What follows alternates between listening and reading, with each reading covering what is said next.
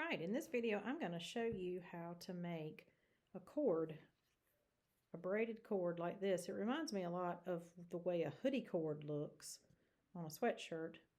And students like to make these when they have when they're at the end of one of our fiber projects and maybe they finished a little bit early and some other people are still working. This is a great early finisher project, and it's also good to use as the cord that holds or hangs the tapestry. So like, let's imagine you have a stick going across and you undo this knot and you've braided it much longer, then it would be great to hang a tapestry with. It also could be a pull cord on a pouch if you make one of those. So most of the time students really like to make them for bracelets though. And so I'm going to show you how to make the loom, how to load it, and how to, of course, make the braid.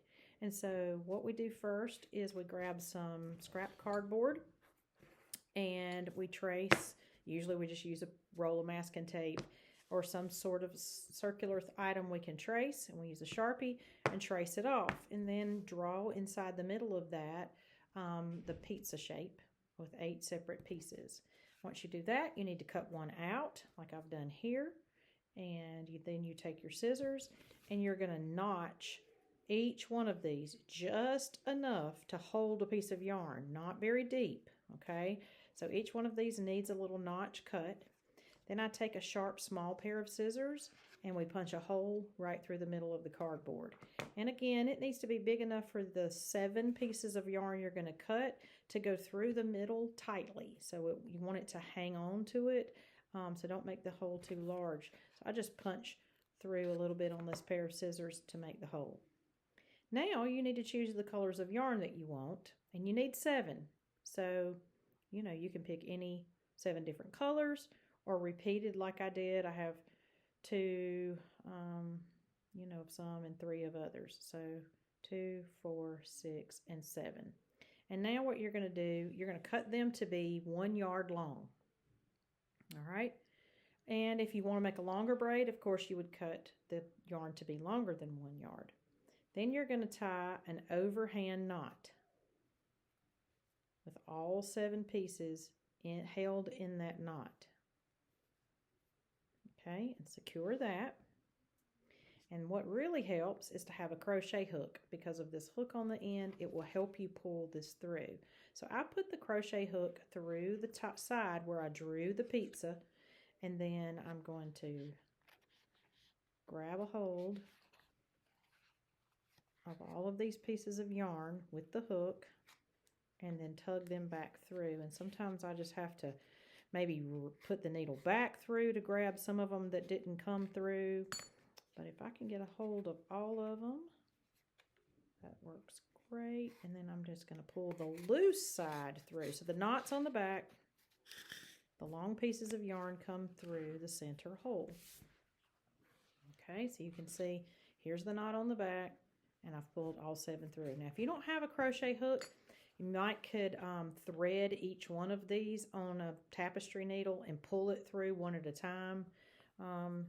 You could also lay them there and maybe use a pen or pencil to push them through. All right, so the next thing you do is load your loom. So when we've got different colors, usually what I like to do is load them in the pattern that repeats.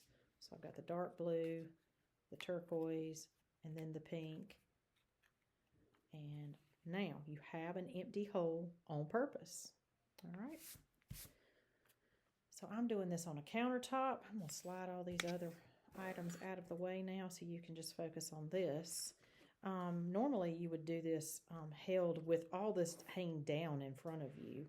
So kind of looks like a jellyfish. Now we've got the empty piece on purpose because you've only got 7 strings and then you've got 8 slots. And so the empty slot, you're going to always start with facing that toward your body. Okay? And then you're going to count on the left side of your body 1, 2, 3 strings up. And this 3rd string, you're going to pull down and put it into the new slot. And then you're going to pull this piece of yarn away from the other pieces of yarn. That will keep it from being tangled on the bottom. Okay, and now I'm going to rotate this around. Okay, so I've got the empty one in front of me again, and I'm going to count 1, 2, 3. The third one on the left, I'll pull it down, and pull it through is what I call it, meaning pull it away or pull it through and away from the others. Okay, so now I'm going to turn the wheel. And remember, all this will be hanging down in front of you, so it's not so important that you have a left and a right with your yarn. It's just that you want to pull it away and then let it fall back down, and that way it won't tangle down here at the bottom. All right, we've got the empty one here. We're going to count again, 1, 2, 3. If you notice, it's just the same thing over and over. The third one on the left is the one that pulls down into the new slot and pulls away. And then you turn the wheel. So the empty one always faces you for the new round, and you count the third one on the left, pull it down and pull it through. And that is all there is to it. Other than, as you're working on this, and you've done it, third one on the left, down, pull it through several times, what you're going to want to do is reach under here and grab a hold of this knot and kind of give it a tug. You don't want the braid to start building up top. You want the braid to start coming out down the bottom. So the more you braid, the longer this cord becomes. So it goes pretty fast once you get the hang of it.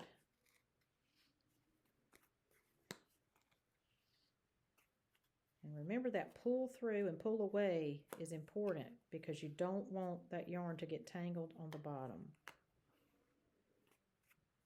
Solve problems later. So now I'm going to give it a tug because it started trying to stick up, and you can start seeing a little bit of the braid happening. Third one.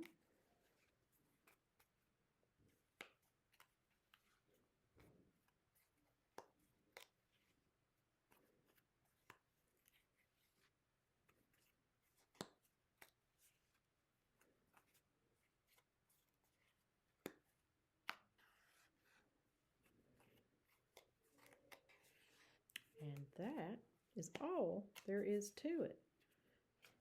Okay, so third one on the left, down, pull it through. Third one on the left, down, pull it through. Third one on the left, down, pull it through.